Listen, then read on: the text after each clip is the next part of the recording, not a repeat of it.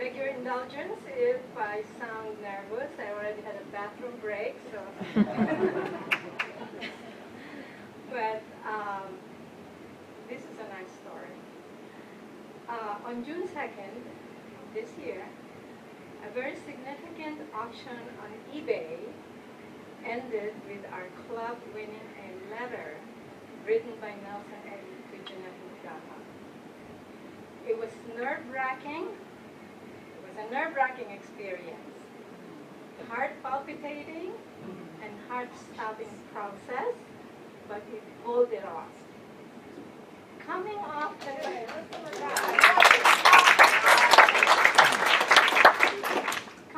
the night before with an equally suspenseful win from eBay of the personal desk diary of Jeanette by a trio of Angela, Katie, and myself, the price went really high, but we needed to get it. The winning bid was $8,977.52.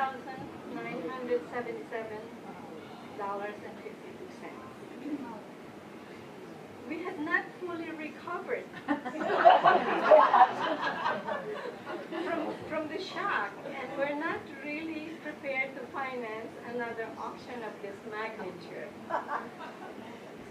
So when Nelson's letter came up for the final auction, I had mentioned to Sharon that this is a very important letter. Of course, she knows that, and would surely go pretty expensive, as other people would like to get it and bury it into obscurity to continue the unsuccessful cover-up of the great love between Jeanette MacDonald and Nelson Eddy.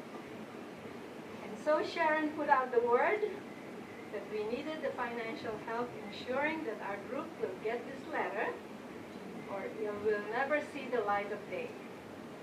And like the dedicated fans that you are, the response was overwhelming. And before I continue, let me thank those who opened their wallets to help finance this auction.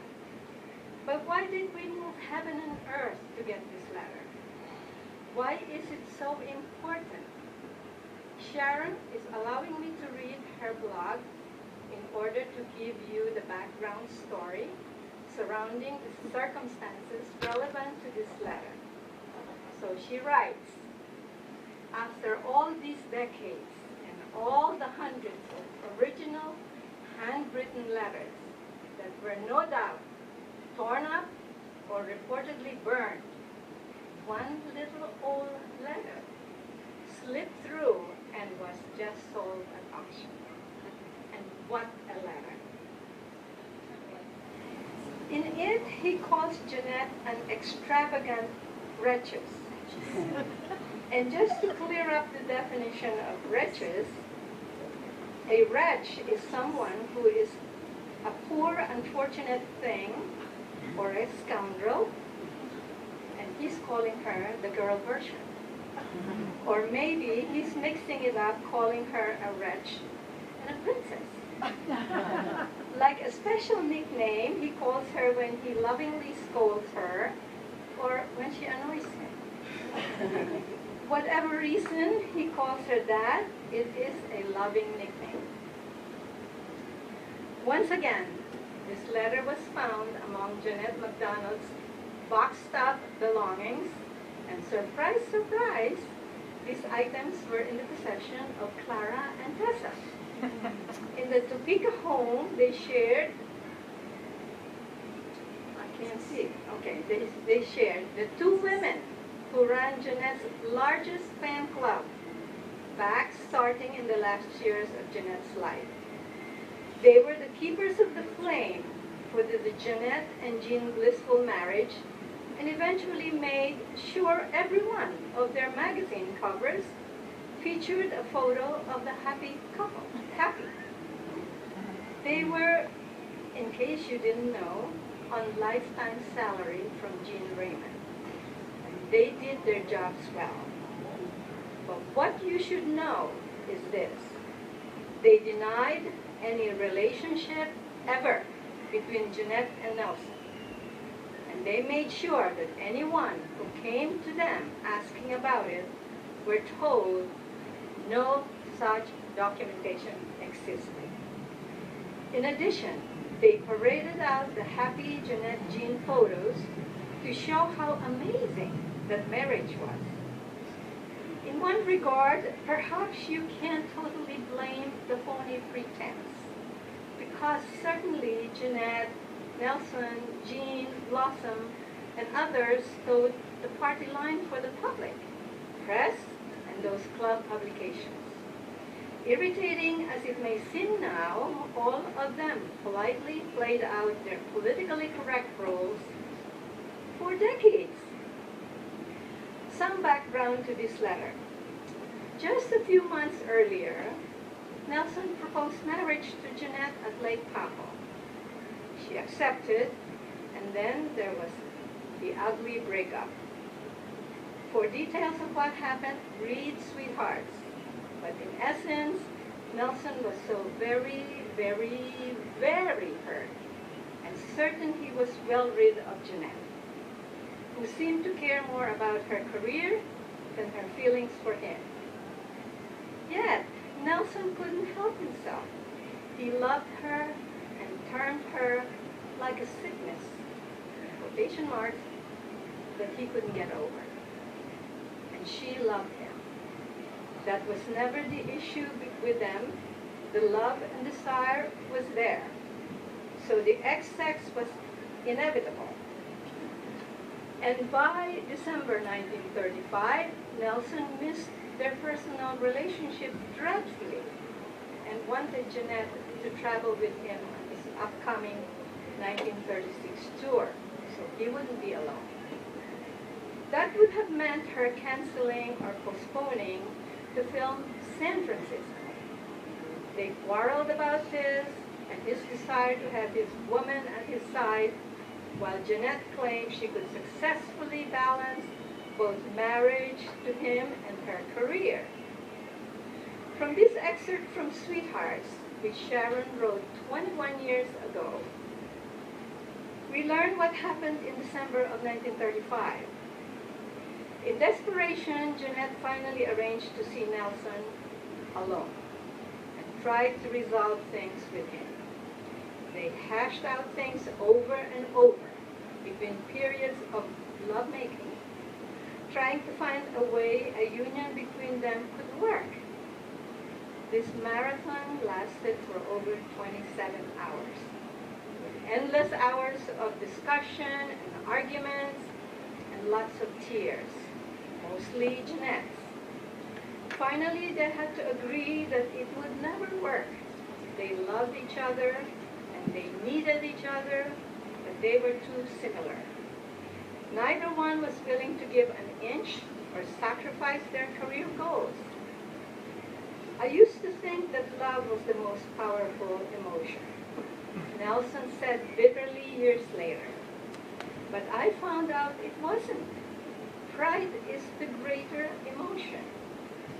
In the end, they decided to part as friends, knowing they would love each other always, but determined to break the spiritual and sexual bond. The romance, as far as either believed, was over forever. And yet, on Christmas Day, what was Nelson doing? Partying? Or taking time to sit down and think about Jeanette and write her a touching letter, blurting out like a lovesick schoolboy, that despite his attempt to be casual and just friends, he was still hopelessly in love with her. This man was 34 years old, folks, and he already knew that he would always be devoted to you all his life, as indeed he was. For those who can't read the scrawl, this is what he states in the letter dated Christmas 1935. Dearest Jeanette, thank you. It is beautiful, and and I appreciate it more than I can tell you. You are an extravagant wretches, but I love you and will always be devoted to you. Best Christmas and New Year's thoughts to you. Gratefully and fondly, your Nelson. By the way, Christmas was an emotional and reflective for Nelson Eddy. Don't forget that he later broke up with Jeanette at Christmas time once again in the 40s, feeling he didn't deserve to be with her anymore because he couldn't get a divorce. This is Sharon saying, I had never heard of this letter, but to see how perfectly it fits in Nelson's torn emotions at that time, spending passionate hours with her, and then determining that it would not work. Well, this is the Nelson you see here. So it's a couple of weeks, perhaps, after their brief reconciliation. He's already going through withdrawals from her and showing what a mixed-up young man he was emotionally about her. Unfortunate that he was so stubborn and didn't listen to his mother, Isabel, who wisely observed in her memoirs, I have never seen Nelson so happy. As I looked at her, meaning Jeanette, I thought how safe a man would be with her.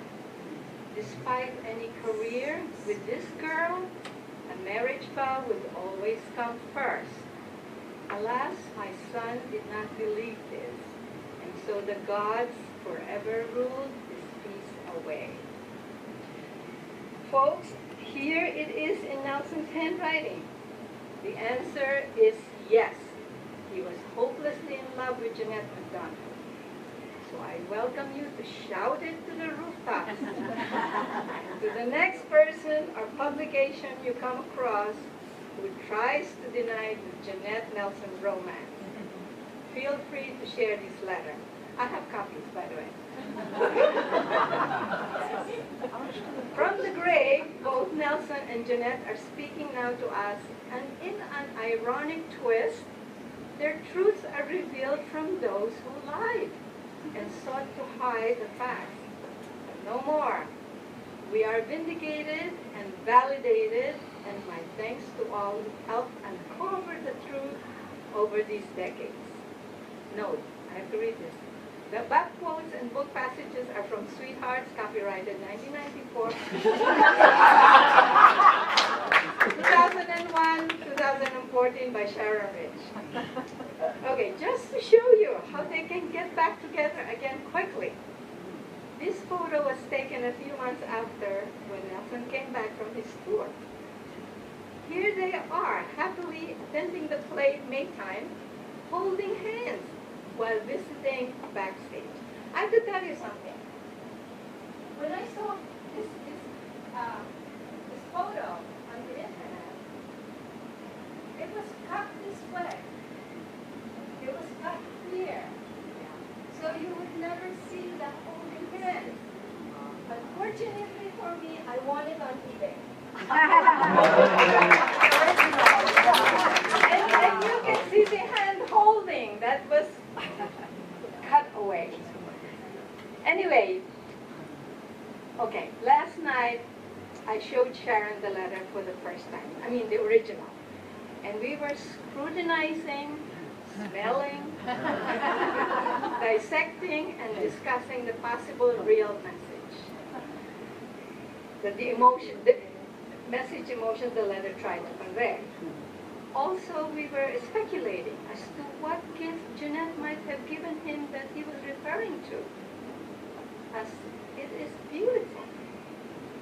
Lots of suggestions have been offered, such as cufflinks, high hat, jewelry, saddle, pipes, pewter, items to add to his collection, etc.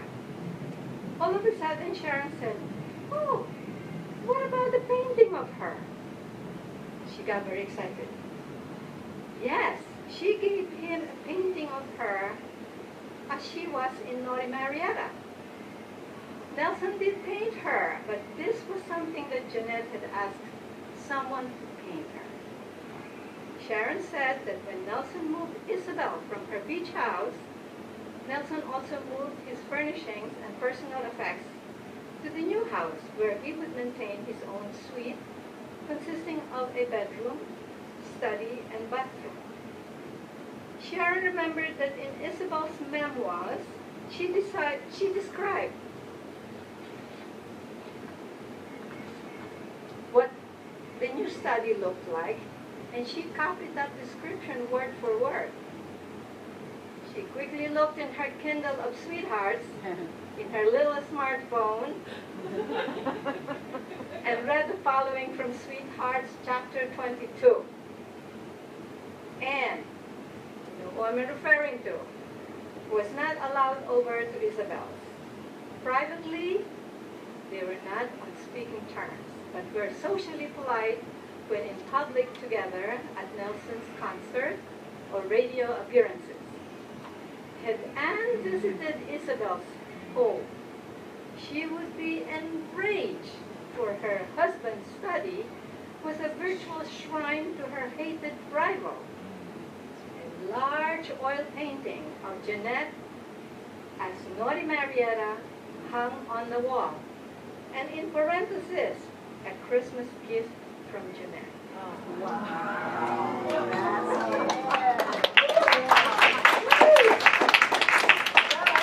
Yeah, I know. The bookshelves displayed their records, stills, and picture albums. All the letters and cards she'd ever sent him, he kept. Nelson had a movie projector in the room. His film collection included San Francisco, which he loved for Jeanette's opera scenes, and Smiling Through. There you are. This shrine must have been moved from house to house whenever Nelson transferred his mother. Even though the description of this virtual shrine to Jeanette was written by Isabel in 1945, after she moved from the beach house in Malibu to North Palm Drive, who is there to say that it was not given in 1935? I don't think any other gift would have elicited such an emotional response from Nelson, except such a precious gift, something of herself, and the cost of commissioning a painter for Nelson to call her extravagant. And you know Jeanette, she's the penny pincher. This letter, the original, will be properly preserved professionally and will be donated to a museum or university library with the stipulation that it be displayed and not just filed into oblivion. Nelson sang in I Married an Angel, I want the world to know I love my angel so. Well, Nelson, your wish has finally come true.